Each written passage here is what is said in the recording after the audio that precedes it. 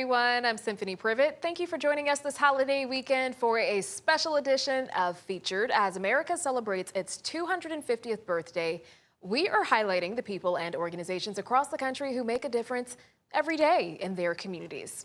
Let's start with the nonprofit Connecticut Trolley Museum and its team of volunteers who are dedicated to keeping the streetcar heritage of the state alive, as well as the national history of the trolleys. Here's Jim Altman. Full steam ahead? Not exactly, but the atmosphere in East Windsor is electric, and it has been that way for nearly 9 decades. There's street talk, and then there's streetcar talk. And this is the latter. It's a living museum. But when you can hear that air compressor, you can hear the trucks rattle back and forth. It's something. You see the signal system operating. That's something different. As venerable coach number 1326 rambles forward in East Windsor, it's also a time to backtrack. So the majority of what we operate is at least 100 years old or more. With America's 250th just down the line, the crew at the Connecticut Trolley Museum is on board. The dedicated volunteers are sharing the history here. 1,100 miles of trolley track in the state of Connecticut in 1923 and over 2,400 trolley cars. Still a motorman with a steady hand. Larry Bryan began at the museum in 1979. We're not only enthusiasts for the rail and the trolley, we want to make sure that the sights and sounds are not forgotten and they can be experienced by the younger generations. Coaches of all colors. They could get to Hartford. And distinctive character. They could get to Springfield. In the railway world, their ever-evolving collection is coveted. Well, the streetcar we rode today is from 1910, so that's 116 years old this year. The one behind me right over here is from New Orleans from 1922. I just enjoy talking about the history to people. Steel on steel. Heavy metal still rules the rails as they continue to keep this rolling legacy alive. This is a huge part of America's 250, and we'd love to have you come down here and check us out. It is the passion, it's the desire to keep things going. It's American history, it's Connecticut's history. That was Jim Altman reporting. War reenactors and a film company teamed up to capture Connecticut's role in the Revolutionary War. The goal of their work is to bring awareness to all the state has to offer to celebrate America's 250th birthday. Jamel Johnson shares how this all came together. Revolutionary War reenactors are bringing Connecticut history to the forefront with realistic muskets, historically accurate outfits, and stories of all of the people who fought for freedom. It's music that signals freedom.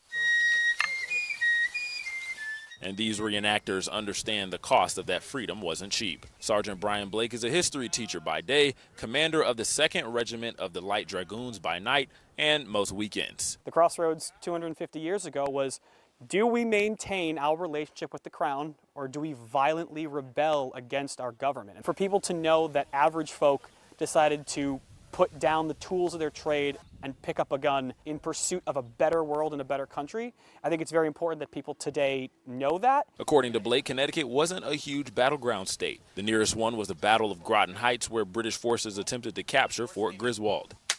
But he says the state was one of the best uniformed units of the war. So this is going to be made of brass. This is going to be real horsehair. This is real black bear fur. The fur is going to keep water from pooling and kind of damaging the brass and the leather where it all connects at the bottom. Blake and Al Abraham, commander of the 5th Connecticut Regiment, share that strong patriotism and passion for history. You have to think that, we'd be speaking with a British accent if things turned a little differently. And where we are in Connecticut, it's such a historical, important area that you are treading on the footsteps of true American heroes. With the help of Hartford Film Company, these reenactors are able to take these stories to the big screen. Action! Founder of the Hartford Film Company, TJ Sullivan, says it's a special project to work on. When we set about doing this commercial and knew we wanted these reenactors, we knew we had to go to really authentic reenactors, and we couldn't just buy costumes because the effort that these guys put in to make things that are historically accurate and so authentic is really cool. Action! All over Connecticut. 250 years and counting. Efforts like this ensure some of America's first ever heroes won't be forgotten. We need you to do hair and makeup on everybody in this photo real fast. That's pretty cool. That was Jamel Johnson reporting. Now, if you think you have what it takes to wield a musket, it's never too late to join a reenactment group near you, and you can experience history firsthand. A firefighter in Texas has served his community for 26 years now. He's inspired his son to follow his footsteps and join the same fire department. Here's Jose Alonso. It takes courage to be a first responder, like a firefighter, a demanding job requiring commitment to public safety, even on holidays like Father's Day. Some holidays you're off, some holidays you're working, and obviously I grew up knowing that. Lane Stokes, a firefighter with Travis County ESD No. 2 Pflugerville Fire Department, experienced this firsthand as a kid. His dad, Captain Trevor Stokes, has spent 26 years serving Pflugerville while also raising Lane and his daughter alongside his wife. When my kids were little, they didn't understand that I just left and I would be gone for a day and then I'd come back. And then I got involved with a state team where I would leave and not come back for days, sometimes weeks. Lane has been on the team for more than a year. He's never considered the same career as his father growing up, but recently it caught his attention. I was working construction. That's when he had mentioned to me about the cadet academy that they're having or hosting. I've had people that I'm not necessarily close with or I don't hang out with them outside of work that have come out of their way to tell me that they think that he's doing a really good job. And so that to me is a testament to who he is. Lane says it's been a wholesome experience getting to carry his dad's name. As far as the civilians go, there's definitely some people that my father knows and has, dealt with in the past and made relationships with in the past that they see me respond or see me out. They're like, oh, I didn't know you were doing this now. And I'm just like, surprise, yep. This wasn't the future this young Trevor and Lane Stokes anticipated, but this dad is eager to witness his son grow into this new role. Well, that'll be up to him to see how he performs. My hope is he will, but ultimately that's done one day at a time and ensuring that you're doing the right thing for the community. And if he does that and if he keeps the community as his focus, he'll be fine. The Stokes give Take Your Kid to Work Day a whole new meaning. In Pflugerville, Jose Alonso. That was super cute. The two Houston teens are using an unlikely instrument to help people with cystic fibrosis breathe a lot better. Amanda Henderson shows us how bagpipes and a passion for music are changing lives one lesson at a time. You want to give Deep in the Heart of Texas a try? Note. It goes from an F to what? A D. By note. Why don't you just play the first line? A lesson is being taught.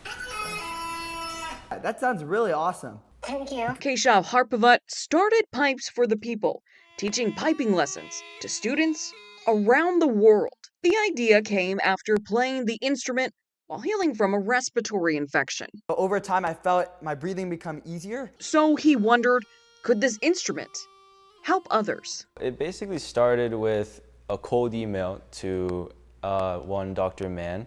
And from there, it basically launched our system of connecting with clinics. Andrew Zhao, the group's vice president, and Keshav's lifelong friend.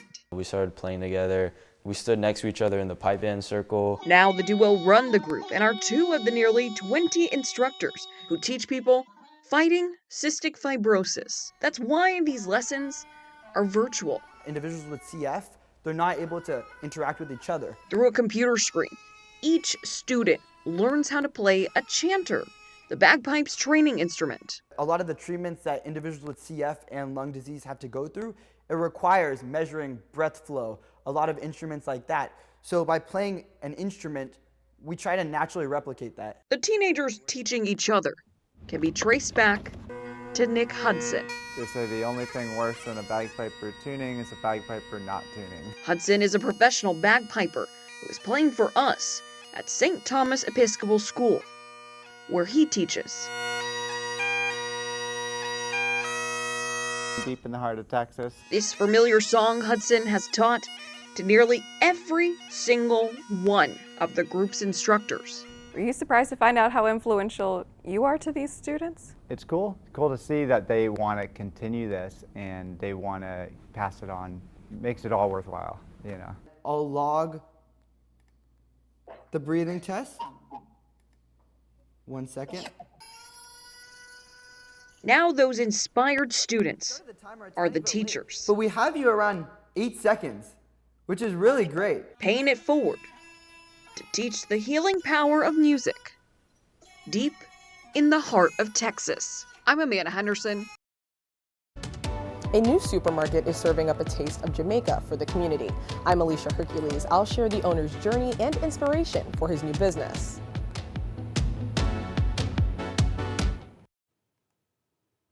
Welcome back. A local business owner immigrated to Connecticut from Jamaica and brought a taste of the island with him. Alicia Hercules shares his story and what he hopes for the future of his business. When Adrian Dennis first came to Hartford from Jamaica in 2011, he felt like a piece of home was missing. 15 years later, he's bringing that missing piece of home to Jamaicans and fellow Caribbeans across the city. When you came here, you're here, and you just came from Jamaica, where you call home, and you come to this country, now you want the same food that you used to, you want the same thing, and you're like, you cannot find it nowhere, you cannot get it. Food. You need it, man, just grab it and come, my boss. Culture. And then we got the Jamaican cheese. Oh my God, you need to try it. And comfort is what Adrian Dennis brings to Hartford with his Jam Dung supermarket. Dennis came from humble beginnings in Jamaica. It's hard, you know, the income there, salary cap there, mom and dad trying their best. So it wasn't all that great, but what we have was love, peace. Dennis immigrated to Hartford with other members of his family in 2011. When he first arrived in the city, he met other fellow Jamaicans. There's so much Jamaican here, it's unbelievable. But still, they struggled to find those classic Jamaican snacks and foods they loved. That's when the idea for the Jam Dung supermarket was born. Dennis says his uncle, who once owned the building on Albany Avenue that his supermarket is now located in, is one of his biggest inspirations. My uncle used to have his first supermarket in this building. Dennis says seeing his uncle's success gave him the courage to open a supermarket of his own.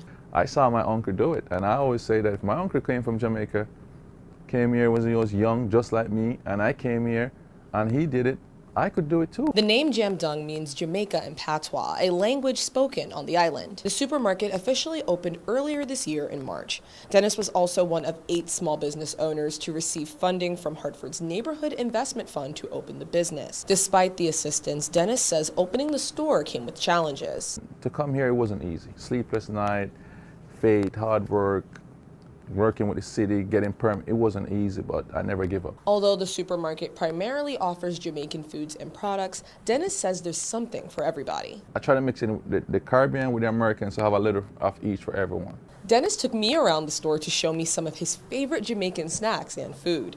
So my favorite snack in Jamaica as a child growing up, we love these. These are nice. You get to eat the chicken back. Oh, the chicken back. Cut this with yam, banana and stuff, the chicken back. It's cheaper in Jamaica, so this is what we could afford growing up. And somebody buy you something in Jamaica as a kid growing up, this is the happiest it could ever be because it tastes really good. He hopes to bring a taste of home to Hartford's Caribbean community, one customer at a time. Especially when I get something special from Jamaica that nobody don't have or they cannot find, and I haven't seen it in years. And when they come and they see it and the way they act, and it brings joy to me, like I'm serving them, like I'm filling that gap. And that's what gives me the joy to be here 7 days a week, every day. I love. That was Alicia Hercules reporting. Dennis says he hopes to one day expand his supermarket to nearby states. That's pretty awesome. I love having an opportunity to try different cuisines and snacks from different cultures. So maybe I'll have to see what Mr. Dennis has. As our country grew with the addition of new states, the American flag changed with it. Emily Kress tells us how one piece of our flag's history was recently discovered in Pennsylvania. The Stars and Stripes are displayed with pride here at the American Legion Post 903 in Mount Pocono. The group also respectfully retires worn flags. Commander Albert Campoli recently stumbled upon a special flag at the post's flag disposal bin in Tannersville. Actually, when you touched the flag, it actually was falling apart. So it was wrapped around the stick. So I very carefully took it out of the flag bin and sort of put it in my truck to take it back home to take a closer look at it. Once Campoli got a closer look, one feature stood out. The way the stars were lined up, they weren't lined up the way a normal flag would be. It was sort of unusual.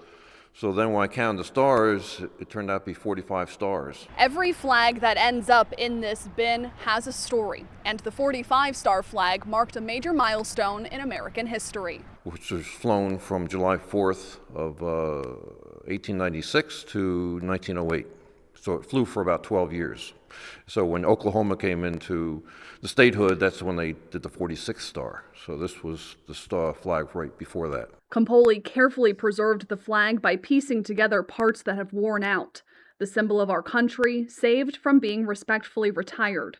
It'll now call the Legion home. It's going to be here at the museum, so anybody can come and take a look at it. And so yeah, we love historical type of things along with all the other artifacts that we have at the museum, so it's going to fit right in. Emily Kress. After 50 years in the service, North Thompsonville is celebrating one of their bravest and brightest. I'm Victoria Anderson with a surprise celebration you have to see.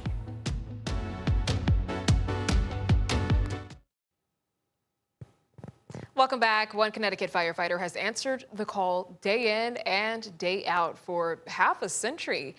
That lifetime of service didn't go unnoticed as his department and loved ones all came together for a well-deserved surprise. Victoria Anderson got asked to be a part of it, and she shares the story. Take a look. Our newsroom gets a lot of story tips, but rarely do we hear about a story that's been decades in the making, 50 years to be exact, all leading up to a celebration for this pillar of the community. The story started with an email. Hello. We were wondering if you could do a story on Chief Preventure on the 50th anniversary with the North Thompsonville Fire Department. And it didn't take me long to find people who wanted to share his story.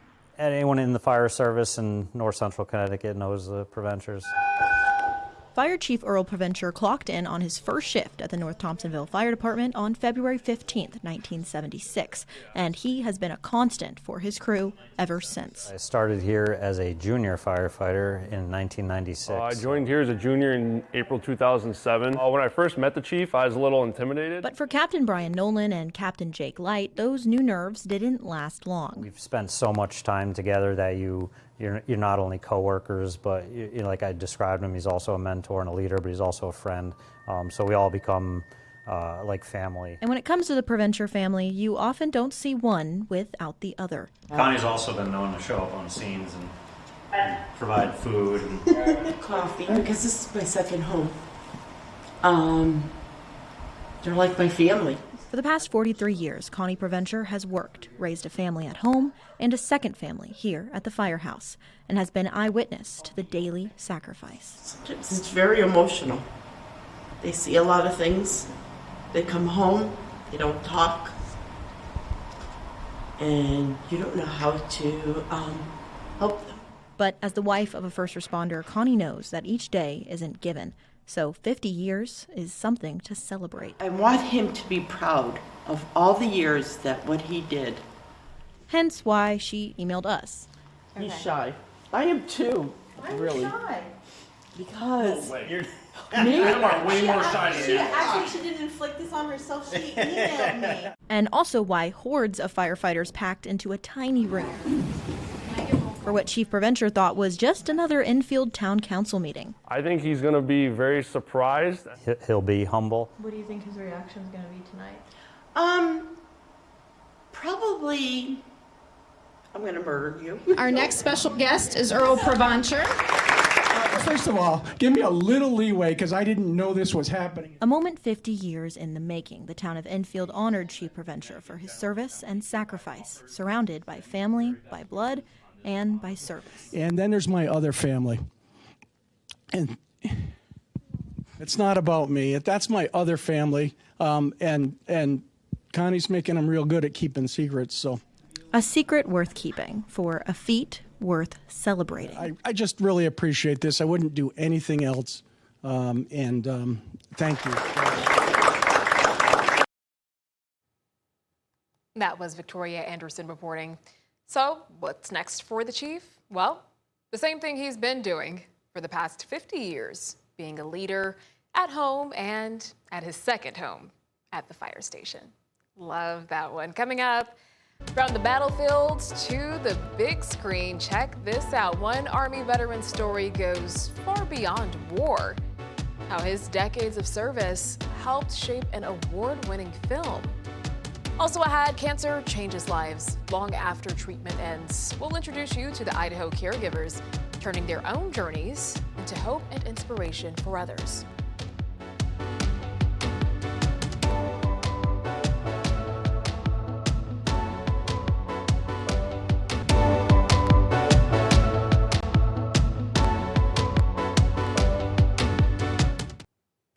Thank you for staying with us on this special edition of Featured this weekend. I'm Symphony Privet.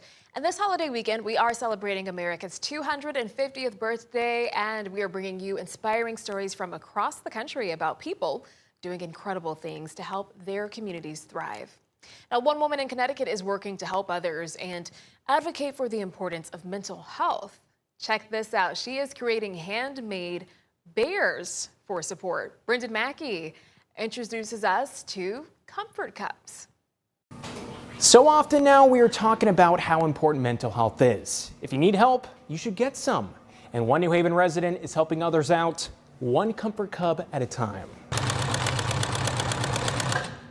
Every stitch has a purpose, and every bear has a story. In a basement in New Haven, this is where the magic of a simple but powerful idea has changed the lives of many. This is a Comfort Cub. And this is a completed bear. I watched a video online of how to use a sewing machine, and I came here and I was badged on the machine, and I started out making pillows, which are really fun but really simple. And then I was like, I love animals. I love stuffed animals as well. So I decided maybe I could make some of those. When everything feels overwhelming, some people reach out for something to hold on to. And after dealing with their own struggles, Catherine Fishberg decided she wanted to help others who are going through the same thing she is. I like to talk about my own mental health struggle because I want people to not be ashamed or embarrassed. Everyone struggles with something, and there's no need to be embarrassed about mental health. And I think it's up to people with the mental health struggles to get the conversation going. And that's one of my missions. For almost 2 years, she's made every single bear with love. And her customers see that the second they get their hands on one. So I actually just had a baby, and this has provided me with so much relief. It really is a comfort to have a Comfort Cub. So I use it for heat. I also suffer with migraine, so putting it on your head is perfect. But it's really the person behind the bear that makes it so extraordinary. She's kind, she's patient, she takes her time when she does something, and mine is personalized, so I love bumblebees. She put little bumblebees on it for me, and I just love it. And speaking of honey and bears, one of the most famous bears out there is Winnie the Pooh. And what did Christopher Robin tell him?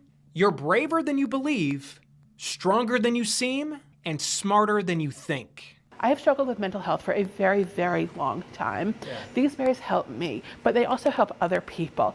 It's the most wonderful feeling in the world. Knowing that I can help someone, even in a small way, is just my favorite thing. That is so awesome and definitely comforting, as that young lady intended. That was Brendan Mackey reporting. A retired Army Command Sergeant Major from Georgia spent decades helping protect soldiers in war zones. Then Hollywood called, asking him to help make one of the most famous war movies feel more real. Now, he says service is not just about sacrifice. It's about honesty, leadership, and believing in something bigger than yourself. Caitlin Ross has more. Jim Clifford has spent most of his life helping people understand what service really looks like. Sometimes that meant leading soldiers through war. Sometimes it meant helping Hollywood writers understand what fear, courage, and sacrifice sound like in real life. That was me in some of the final days of my time in uniform. When Jim Clifford talks about serving his country, well, a lot of memories on every single page. You can still hear how much it means to him. Sometimes you kind of wish you could go back there. Clifford enlisted in the Army in 1976. That was my sentry dog, Samson. Eventually becoming the top enlisted explosive ordnance technician in the Army. These are pictures of me in Iraq.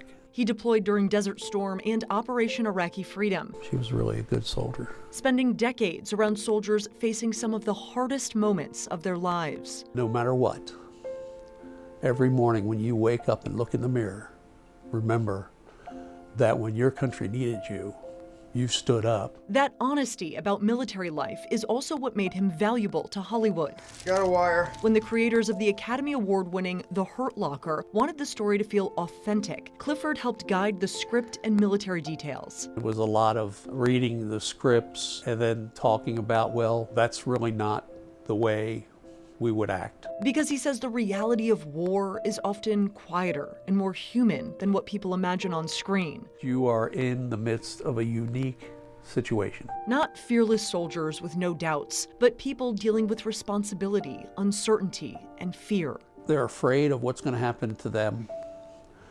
They're afraid of what's going to happen to the loved ones they leave at home.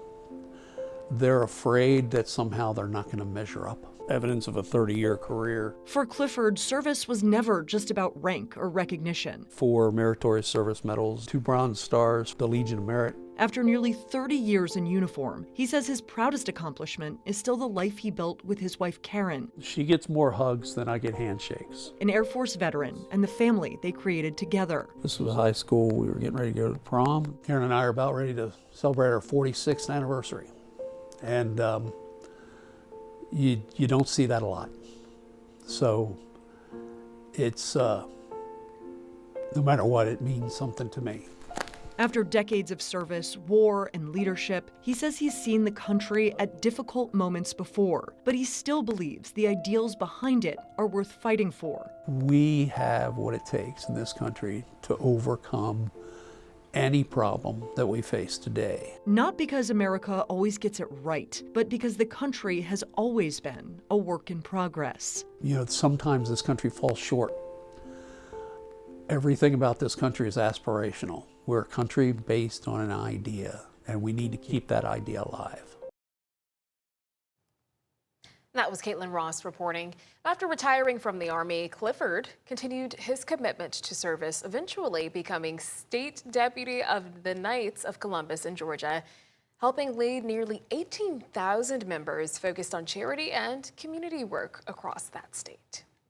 Well, some people in Idaho felt a calling to care for their neighbors in one of the most selfless jobs in medicine. Morgan Romero introduces us to the people who change and save lives day in and day out. Take a look at your bracelet. If you're going through the darkest time in your life, you want to be around people who spread light. Every time I come in, they're always, "Hi, Margie." Margie Fitzpatrick was diagnosed with cancer last year. For 9 months, she's seen the teams at St. Luke's Cancer Institute in Meridian every week. 3 times a week. Actually, it's been great. I don't mind coming here. They've always have a smile on their face, and that helps us. I know that. And they're always there when you need them, if you need them. And Her oncology nurse, Teresa Tickholm, understands the chair Margie's sitting in.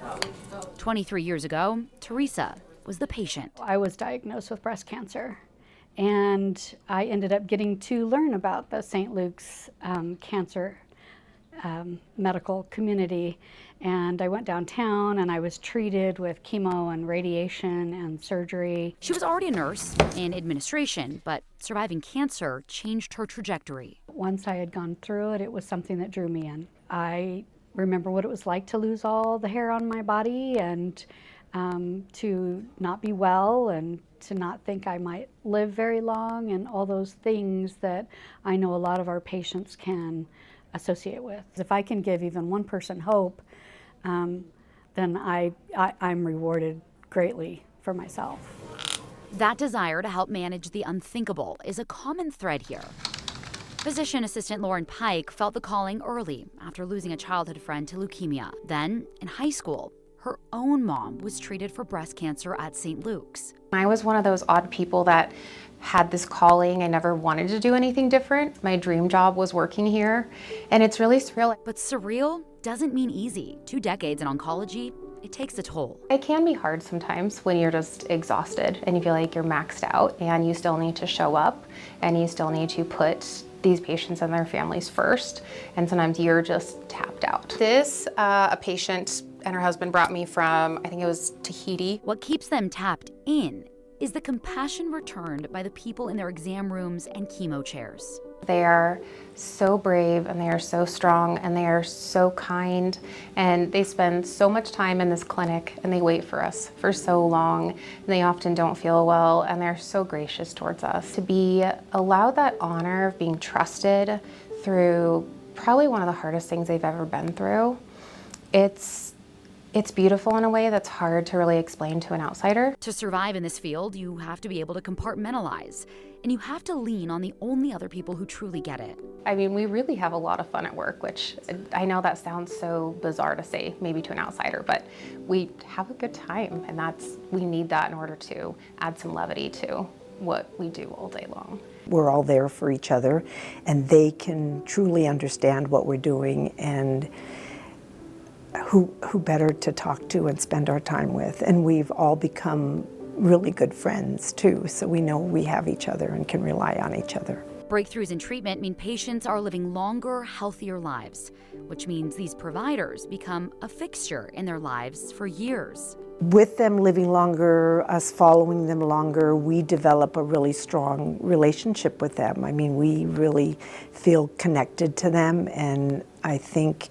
tell our patients, though, that are coming in quite frequently, I say I feel that we've all become part of your family too. Listen to your heart and lungs. You can hear the passion in Doreen Boydston's voice. Okay, take some deep breaths for me. She's been a nurse practitioner for more than 20 years and in oncology for 4 decades. We can make a difference with these patients. They learn to trust us with their care, and we're their biggest advocates and really their biggest cheerleaders. I've spent my whole life hearing patients call her an angel, an everyday hero, because Doreen is my mom. Oh, you did so good. I love you. But like the rest of her colleagues in oncology, she shies away from the title. It's just a part of who I am and who we all are that do this. It's just what we do. And there are people that do other really tough jobs that I probably couldn't do, and I think are heroes. It's so rewarding. You can't possibly fathom that it's not as sad as you think. And when I went through myself, I felt like they were wonderful people. And so now being able to be honored in that same position and do those same things for our patients is just a blessing to my life. Morgan Romero. These women say self-care is very important to do this work, spending time with family, friends, and maintaining a fulfilling life outside the clinic walls is what allows them to keep showing up to fight the good fight every day. I think a lot of people can take that advice. Make sure you are feeling fulfilled outside of the work you're doing. Still ahead, New Coins are celebrating America's 250th birthday. We'll introduce you to the artist who designed one of them. We're introducing you to an Italian market in New Britain where the owner started working here at 11 years old and took it over at 21. Now he's 57 and his market is stronger than ever. I'm Celine Arif sharing the owner's incredible story coming up. All right, you may want to take a second to look at your change the next time you get some coins back. The U.S. Mint is rolling out some brand new designs to mark America's 250th birthday. Shannon Handy shows us what they look like and why they matter. The nickel, dime, quarter, and half dollar are all getting a special makeover for the semi-quincentennial. The Mint has updated coins before, but not like this. This is the most significant redesign in 100 years. Last year alone, the U.S. Mint produced more than 7 billion coins. The process looks the same, but in 2026, the designs don't. All the denominations are getting an overhaul, and they're only going to be made for this year. Paul Hollis, the 41st director of the U.S. Mint, says many of the new coins are already out there, mixed in with your everyday change. We're putting a dual date, 1776-2026, on all of the coins. And it's more than just the dates. The dime, quarter, and half dollar all feature new artwork, with the quarter getting 5 different designs. The first 2, honoring the Mayflower Compact and the Revolutionary War, are already in circulation. 3 more celebrating the Declaration of Independence, the U.S. Constitution, and the Gettysburg Address will roll out through the rest of the year. I hope people have the opportunity to see them and take note of the incredible new designs. I stopped by a few stores in Kearney Mesa to try my luck. I didn't get any of the new coins. No such luck, and some coins will be even harder to find. The Mint is releasing a limited edition Declaration of Independence quarter with a July 4th privy mark. Only 250,000 of them exist. Hollis calls it a national treasure hunt. And they're out there already, so just be on the lookout. The Mint is also selling commemorative coins online, including one with a local connection. The first in a series of 3. Chris Politz, an artist from San Marcos, was selected last year to join a national pool of Mint artists. His latest design now appears on a Declaration of Independence commemorative coin that sells for $2,300. Politz says he's thrilled to be part of something so historic. It's a very vetted process, and to make it to the end and have my work selected, it's so satisfying. For the rest of us, you can be a part of history too just by finding one of the new semi-quincentennial coins in your pocket. Experts say most won't be worth more than face value in the future, but Hollis says that's not what makes them special. Every coin that this nation and the U.S. Mint produces encapsulates history. It's a tangible link to our story. Shanna Handy. Oh, we hear a lot about the American dream, but today we are introducing you to someone who's lived it all his life. Celine Arif takes us to Angelo's Market in Connecticut to learn how the owner found success after immigrating here from Italy. If you're wondering what the American dream looks like, take a trip to Angelo's and you might get a chance to see for yourself.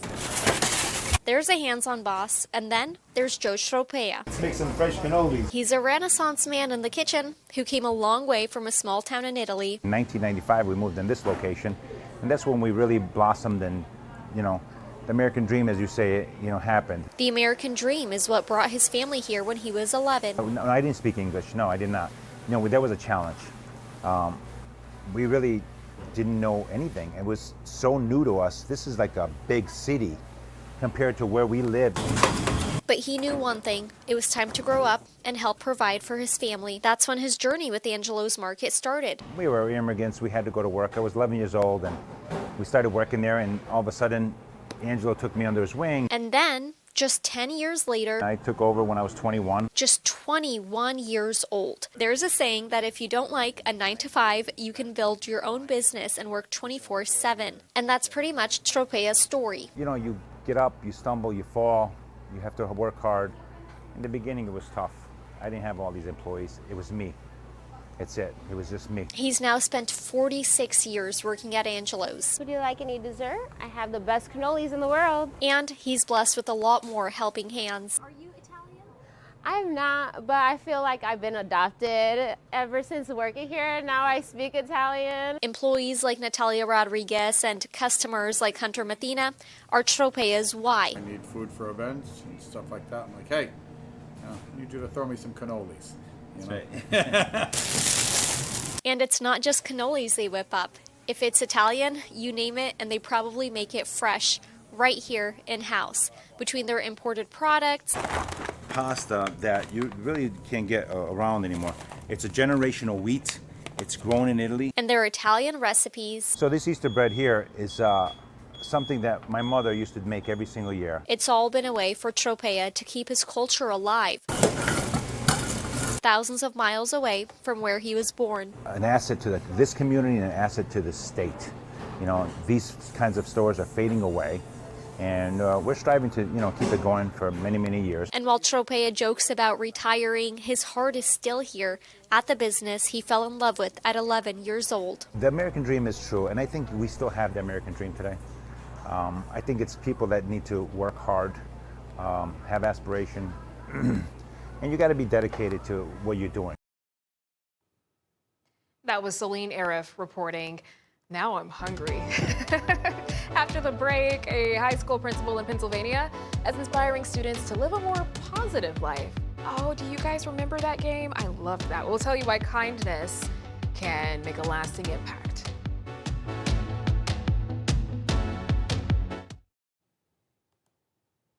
A Pennsylvania high school principal spreads positivity to his school through viral videos, high-fiving, and encouraging his students. James Corrigan shares his story. Good job, James. School at Solanco High School may be in session, but today, math is replaced by mentorship. Throw it harder, Jake. It's the theme of Ophelia Day, where high school students team up with elementary students to enjoy a day of fun in the sun. It shows the spirit of community and camaraderie in southern Lancaster County, spearheaded by a man whose mantra can be summed up by a smile and a hug. Oh, Dr. Bauermeister! Zach Bauermeister has built his life and career around positivity, both as principal of Providence Elementary School and at Solanco High School since January. I'm up here now. I'm the principal at the high school now. Yes, you should come back. Everyone in a school has a story. As I walk through a hallway, sometimes I'll know those stories, sometimes I won't. But that's something that motivates and encourages me every day, knowing they have a story, and I want to make them feel connected and feel seen and valued. The importance of that connection led him to a very unique approach as principal. High five for your birthday. High-fiving, hugging, and greeting every student he sees in the hallway. He posted videos of this on Instagram to spread a message of community, and that message spread far beyond his community, with his videos being viewed over 400 million times, leading Bauermeister to become a viral symbol of positivity. Please welcome Principal Zach Bauermeister. Some way that video resonated with people. They could name that specific person that impacted their life, that one moment of kindness that impacted how they live. But I also received messages from people who, they said, that's the fist bump I never knew I needed. If I just would have got one fist bump, my whole trajectory of my life could have been different. And that's something that motivates me each day, just trying to be that one person for someone. Really cool. Good job, buddy. Bauermeister has been that person for students of all ages, from the children he oversaw at Providence to the high school students who have already felt his impact. He's one of those guys that wakes up every morning puts a smile on his face, and he makes sure everyone is just in a great mood. Solanco is kind of a mixed batch of different kids and how they experience school as a whole, but everyone seems to be in a little more brighter spirits because of him. Now I see people like giving him high fives, giving him fist bumps in the halls, always like a smile when he's talking to people, always people smiling when they're talking to him. You remember me? Yes. It's been a while. It's a legacy that's been built, not in a day, but brick by brick, with every smile and greeting that gives a child a little extra kindness for themselves to use throughout the day. I think about the legacy being the small moments that maybe I had on somebody, and then the moments that they're going to have on other people, and then the moments that they're going to have, those moments of kindness that will continue to ripple throughout generations. A lesson in positivity that can only come in the classroom of life. I'm gonna miss you. I know. We'll still see each other, buddy. James Corrigan. That is so awesome. And I'm sure those little ones will never forget that principal in their lives. Who knows? If I were invited to something like that, I would definitely show up for that one game. I can't remember what it's called, but if you remember, let me know. All right, that is it for this special edition of Featured. Until next time, make it a great one.